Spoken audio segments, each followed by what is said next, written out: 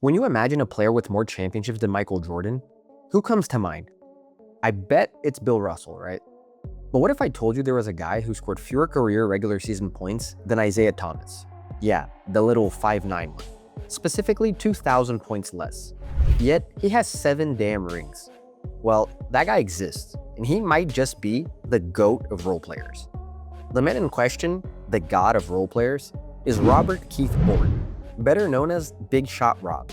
He was born on August 25, 1970 in Hartford County, Maryland, and played high school basketball at Andalusia High School, where he won the Naismith Alabama Player of the Year award. Though, he never won a state title. In college, he played for the University of Alabama from 1988 to 1992, alongside Latrell Sprewell, winning 3 SEC titles and making 2 NCAA Tournament Sweet 16 appearances. During his college years, he averaged 12 points, 7 rebounds, and 1.8 assists per game, establishing himself as an elite defender. His strong performances earned him the 11th pick in the 1992 NBA Draft, selected by the Houston Rockets. Robert Horry goes to the Houston Rockets in the 11th pick of the draft, and he's with Craig Sager now. Everybody knows who the other one is, Shaquille O'Neal. You feel you're overlooked? No, I don't feel I'm overlooked because Shaquille is the best player in the country right now. Horry spent his entire rookie season as a starter, averaging 10 points, 5 rebounds, and 2.4 assists per game. Numbers he maintained in the 12 playoff games he played. But unlike most stories I've told on this channel, Robert Horry's career wasn't defined by stats. It was defined by moments. And the reason behind his nickname, Big Shot Rob, began in his very first postseason back in 1993. In the second round, the Houston Rockets faced the Seattle Supersonics in a series that went to Game 7. With just 38 seconds left, the game was tied at 91. Horry hit a clutch shot to give the Rockets the lead. It could have been a fairy tale ending that year, but it wasn't. Seattle tied the game before the buzzer and went on to eliminate Houston in overtime. In the end, in 1993 marked Michael Jordan's 3rd championship. That following year, Horry played 81 regular season games, all as a starter, averaging 9.9 points, 5.4 rebounds, and 3 assists per game, ranking as the 6th leading scorer on the team. But things got really interesting in the playoffs, where his numbers jumped to 11.7 points and 6.1 rebounds per game. He became Houston's 4th leading scorer in the postseason, playing a crucial role alongside Hakeem Olajuwon and Vernon Maxwell in securing the 1994 NBA championship over the New York Knicks. The next season, the 94-95 season, Houston put together a strong campaign, cruising into the playoffs. They defeated the Utah Jazz in 5 games in the first round, edged past the Phoenix Suns in 7 games in the semifinals, and faced the San Antonio Spurs in the Western Conference Finals. That series is mostly remembered for Hakeem Olajuwon outplaying one of the best defenders of the era, David Robinson. But what people forget is that with just 14 seconds left, the Spurs leading by a point, the ball found its way to Robert Horry. He drilled a clutch shot with 6 seconds remaining, securing the Rockets' first win of the series. Open man is Olajuwon. Oh, shoot the ball. Got to take that. Robert Horry hits the jumper. What are you waiting on? Ball, Goose. Oh, what are you waiting on? Horry's 1 of 5. Now, you might be thinking, cool, the guy hit a game winner. Props to him. But so what? Well, he only made 1 field goal that entire game. And guess what? It was the most important shot of the night. Not in a regular season game, but in the playoffs. Not just any playoff game, but the Western Conference Finals against the San Antonio Spurs. And Big Shot Rob wasn't done yet. The Rockets went on to win the series in 6 games and advanced to the NBA Finals, where they faced Shaquille O'Neal and the Orlando Magic. In the finals, Horry dominated, averaging 18 points, 10 rebounds, 4 assists, 3 steals, and 2.3 blocks per game. And let's not forget, Game 3, with Houston up just 1 point and Orlando pushing hard for a comeback with 6 seconds left, guess who nailed the dagger 3-pointer to seal the win? Yep, Robert Horry. Clock at 6. Horry for 3. He played a crucial role in helping Houston win back-to-back championships. By the time he won his 2nd ring, Horry had nearly doubled his averages in the NBA Finals, just 3 seasons into his career. He had already established himself as a cold-blooded player with a knack for hitting clutch shots. And believe it or not, he was just getting started. After that, well, we all know what happened. Jordan returned to the NBA, won 3 straight championships, and retired. Again, after the 98 season. Meanwhile, Houston was eliminated by the Supersonics in the 1996 playoffs. Almost like revenge for 1993. In 1997, Horry was part of a trade that brought Charles Barkley to the Rockets, sending him to the Phoenix Suns. But let's just say things didn't go too well in Phoenix. He clashed with teammates and frequently butted heads with head coach Danny Ainge. Things got so heated that during one game, while Ainge was yelling at him, Horry straight up threw a towel in his coach's face. I mean, looking back, it's kind of wild, but when you really think about it, it was extremely disrespectful. Just 4 days later, he was traded after playing only 32 games for the Suns. And where did he end up? Guess what? Los Angeles. Ironically, that same year, the Lakers signed a guy named Shaquille O'Neal and had drafted a kid named Kobe Bryant in 1996. After serving a suspension for the towel incident, Horry played just 22 games for the Lakers in the 1996-97 season, plus the playoffs. The following year, 1997-98, he was a full-time starter, averaging 7.4 points and 7.5 rebounds per game. But the Lakers lost to the Utah Jazz in back-to-back postseasons. After that, Horry was moved to a bench role, receiving fewer minutes. In the lockout-shortened 98-99 season, he put up modest numbers, 5 points, 4 rebounds per game. But as always, his value increased when the playoffs rolled around, and we all know why. Lakers were on the verge of becoming a dynasty, with Phil Jackson taking over as the head coach in 1999. In just 3 seasons with Horry in LA, the team reached its peak.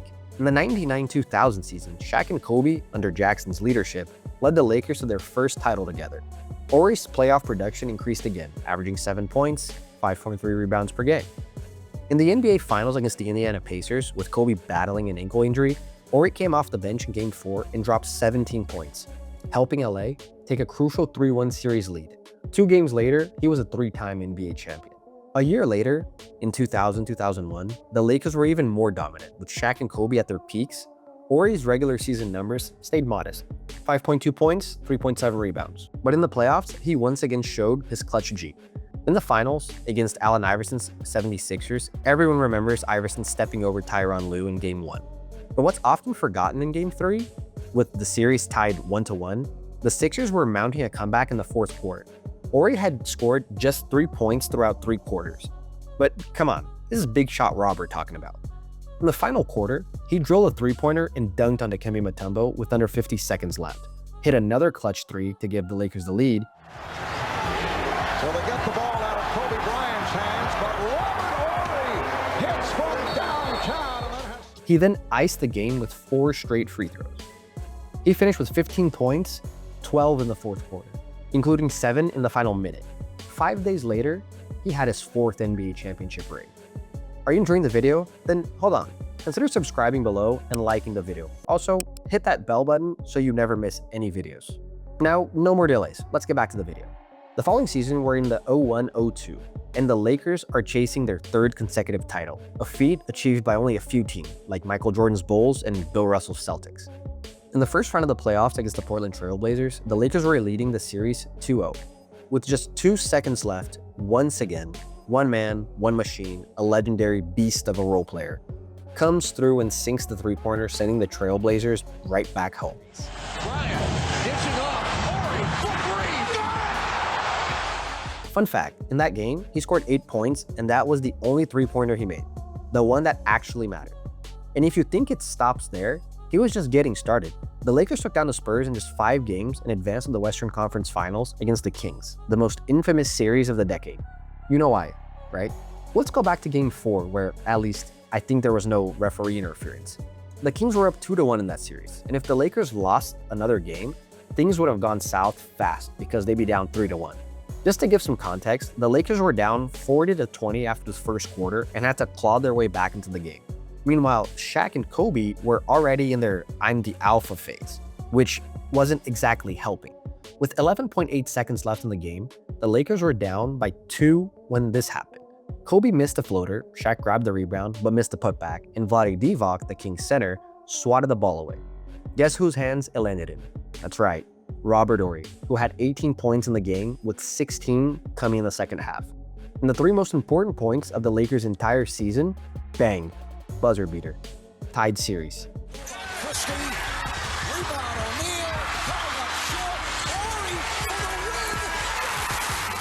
17 days later, he was being crowned an NBA champion for the 5th time. He played one more season with the Lakers, the 02-03 season, the beginning of the end of the Kobe-Shaq era. In 2003-2004, he signed with the San Antonio Spurs as a free agent. According to Horry himself, the biggest reason was to be close to his family, who lived in Houston, Texas. Now, in case you're wondering about stats during that period, while with the Spurs, he never averaged more than 6 points and 4 rebounds per game in a regular season. Under Greg Popovich, he played pretty much the same role he had with the Lakers, a bench role player with limited minutes while slightly increased in the playoffs. In the 2003-2004 season, the Spurs won 57 games and entered the playoffs strong, sweeping the Memphis Grizzlies in the first round before falling to Horry's old team, the Lakers, in 6 games. But a year later, with the famous trio of Tim Duncan, Tony Parker, and Manu Ginobili gaining more chemistry, the Spurs dominated and made it to the 2005 NBA Finals against the defending champions Detroit Pistons. The Spurs took a 2-0 lead, but the Pistons, who had the best defense in the league, held them under 80 points in back-to-back games, tying the series 2-2. That made Game 5 crucial for both teams in their title chase. And that's when he showed up. Robert Clutch Big Shot Motherfucking Horry. End of his third quarter, Pistons up by 2. Bang. His first three-pointer of the game at the buzzer. First possession of the fourth quarter, another 3. Less than 4 minutes left, yet another 3 to tie the game at 79-79. With 2:15 remaining, he hit 2 free throws, tying it at 83-83. Then a putback layup off Manu Ginobili's miss. With a minute 18 left, he drilled another shot, and from that moment, the game remained tied at 89-89, heading into overtime. With under 90 seconds left in OT, the Spurs were down by 4 when Robert Horry hit another clutch bucket over Richard Hamilton. With 9.4 seconds remaining, the Spurs were still down 2, but they gotta stop. Horry inbounded the ball, the Pistons doubled Ginobili, and guess who was left open? You already know. Oh, they Horry for 3. Oh, unbelievable. This guy is off the charts. Horry sank the game-winning 3, sealing the win for San Antonio. He finished the game with 21 points. 21 of the Spurs' last 35 came from his hands. At 34 years old, with 3 future Hall of Famers on the team, he decided the toughest game of the finals against the best defense in the league. And after winning the series in 7 games, the Spurs claimed their 3rd NBA title and Robert Horry earned his 6th ring. But our shadow-working hero wasn't done just yet. In 2007, the Spurs made another deep playoff run, taking down the Denver Nuggets in the first round. Of course, he left his mark with another clutch shot, but that wasn't even his biggest move. In the next round, the Spurs faced the Phoenix Suns, a 61-win team led by MVP Steve Nash. In Game 4, with under a minute left, the Suns leading by 3, he made his boldest play yet. He straight up shoved Nash out of bounds. Yeah, you heard that right. Nash being chased, and they had a look out. Now, if you don't understand the magnitude of that play, let me explain. 3 years earlier, on November 19, 2004, the infamous Malice at the Palace happened. To prevent a repeat of that chaos, the NBA implemented a strict rule. Any player leaving the bench area during an on-court altercation would be suspended. So when Horry shoved Nash, the entire Suns bench was furious. Amari Stoudemire, Phoenix's second best player and their best big man, stepped onto the court to confront him. That meant one thing: automatic suspension. And guess what? In the next 2 games, the mentally shaken Suns collapsed and the Spurs won the series 4-2. Horry returned from his suspension, averaged 7 points in the NBA Finals against LeBron James' Cavaliers, and won his 7th and final NBA championship. Robert Horry played 16 seasons in the NBA, averaging just 7 points, 5 rebounds, and 2 assists per game. He was never an All-Star, never made an All-NBA team, never won any major individual award except for, being a 7-time NBA champion. And in every single title run, he had at least one iconic, unforgettable moment that helped his team win.